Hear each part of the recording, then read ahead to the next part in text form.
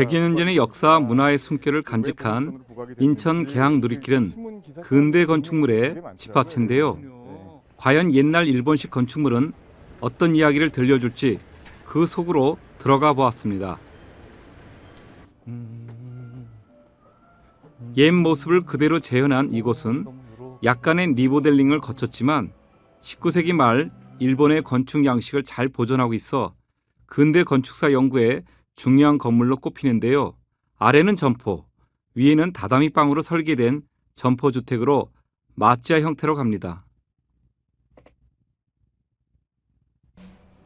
이 건물 안에 들어와 보니까 전형적인 일본집 같은 느낌이 드는데 이게 당시 인천의 개항 이후에 일본인 회사 기업들이 들어오잖아요. 네. 그와 어떤 관련이 있나요? 그러니까 이런 식의 건물들을 이제 보통 이제 일본에서는 마찌야라고 하더라고요. 그러니까 이제 길거리에 이제 뭐 한 2층, 3층으로 지은 건물을 말하는데 1층은 상점이나 혹은 또 영업장 이런 회사로 쓰고 2층이나 3층에 이제 그 살림집으로 썼던 이런 건물을 마찌야라고 하거든요.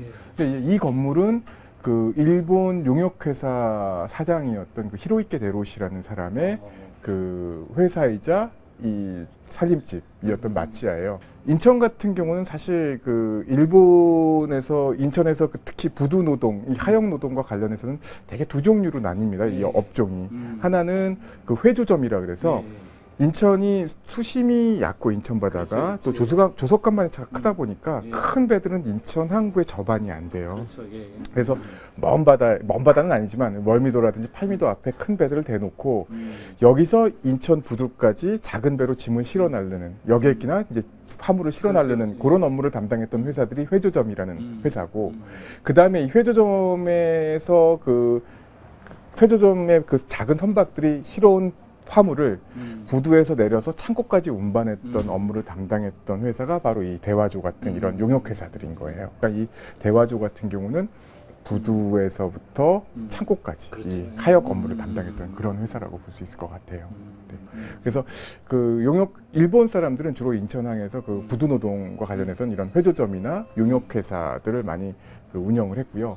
거기에 이제 실질적으로 짐꾼이라든지 이런 업무를 했던 그런 사람들이 바로 조선 사람들이에요. 그렇다면 여기는 하역 노동자들은 어디에서 왔어요? 그러니까 전국 각지에서 다 몰려들었어요. 사실 처음에는 그 개항 초기에는 인천 주변에 뭐 부평이랄까, 인천 또 저기 뭐 통진이랄까, 김포랄까, 안산이랄까, 이제 이런 동네에서 이제 일거리가 여기가 많이 늘어나잖아요. 그러니까 지방 농촌에서 이 소작농으로 해서 하루하루 연명하는 것보다는 인천에 와서 부두 노동을 하면 그나마 그래도 돈을 벌고 살 수가 있으니까 그렇게 그 인천 근처에서 모여들었는데 이게 이제 소문이 나니까 전국 각지에서 인천으로 모여들었다 그래요. 이제 이 사람들이 모여들어서 정말 어렵게 살아간 거죠. 거기다가 이제 중국에서도 산동 지역에서 이 쿨리들이 들어오면서 조선 사람들의 부두 노동을 또 이 사람들이 그 부두 노동을 또 이 사람들이 해가면서 그나마 또 조선 사람들은 또 더 하층민으로 날품팔이랄까 뭐 이렇게 더 하층민으로 생활이 더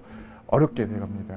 그러니까 그 왜 인천 사람들을 부를 때 이 짠물이라는 말로 불러요. 짠물이라고 불러요. 이제 이런 게 인천 그 토박이들을 짠물로 부르는 것이 아니라 외지에서 들어오신 분들이 이렇게 어렵게 삶을 살아가다 보니까 어렵게 살 수밖에 없었고 또 자기 고향에 있는 동생들 공부시키고 뭐 이런 게 전통이었잖아요. 그러다 금검절약해야만 그렇죠. 살아남을 수 그러니까 이제 인천 사람들을 짠물로 부르게 된 연유가 이제 거기서부터 찾을 수가 있는 거죠. 그래서 인천 사람 짠물이란 말이 그렇게 나온 거군요. 재밌는 얘기입니다. 그러니까 어떻게 보면 아픈 사연을 담아 있는 얘기네요. 네.